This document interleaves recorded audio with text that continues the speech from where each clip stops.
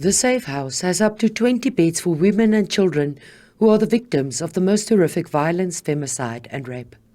The most basic needs provided are food and clothing. Medical care of any kind, however, including private psychiatric assistance, is paid for by the shelter. Waiting lists at state facilities are often too long, as for some, the need for care is urgent. But government only funds 29% of its annual budget. The rest of its financial needs must be sourced from donors. The dedication and the willingness is there, however. We are faced with a dark future. If government doesn't step up, the public sector, private sector, we call on you urgently to assist us. As it stands, we run at a deficit of 1.2 million rand per year. This is what we privately need to raise. We're faced with global donor fatigue. Our funders are also struggling. We've appealed to government on numerous occasions. Often, victims of GBV arrive at shelters like this while fleeing for their lives. On condition of anonymity, 2 women at the Safe House spoke to the SABC. Zizipo, not her real name, says she finally has hope after a long time of darkness and fear.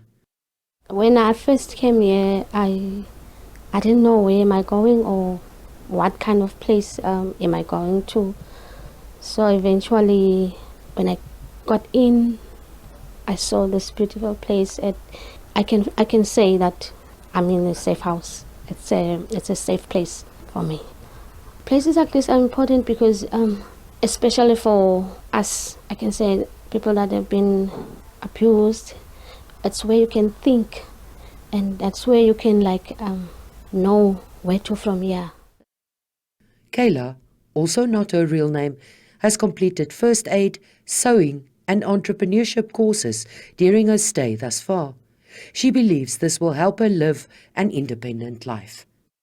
I feel that the safe houses play a big part in society, not only in just generally being there for people that have been in such traumatic circumstances and been victimized, but just as a way of the community as well, being able to give back to those.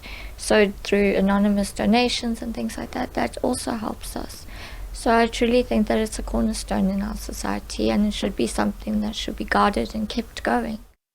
Skills training is a critical component at shelters to ensure that victims do not have to return to abusive relationships because of finances. But at this stage, for this shelter, there are not funds to even pay its employees.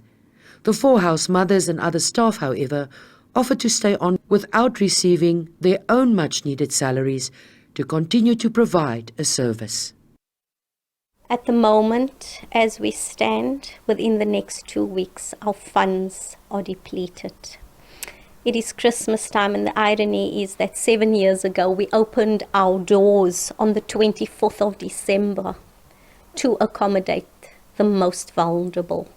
Within this time of 16 days of activism, 14 shelters sadly find themselves at the point where they are about to close the doors. What happens to our women and children who have nowhere else to go? Zizipo and Kayla are just 2 of hundreds of thousands of women and children that have found a safe haven within the Western Cape Shelter Movement's 20 facilities. Nowhere have I ever received so much care, not only for myself but for my children. My children feel safe here. They feel like they can express themselves, and that truly makes a big difference in their lives. The Women's Shelter Movement, including the Safe House, have made an urgent call on the private sector to prevent these spaces from closing down within weeks. We are in a dire situation, and we appeal desperately to government, to the public out there, to businesses to please fund us. These mothers and children, they've been in a safe space with us, and for us to actually not be able to cater for them. It's a dilemma we face. A bleak Christmas where if they were not at the safe house, they would not have any other place to go. While the country is preparing for festivities, shelters like the Safe House are preparing for an onslaught of people in crisis. And it's hoped that funds will be found to ensure there is indeed a place of safety to help.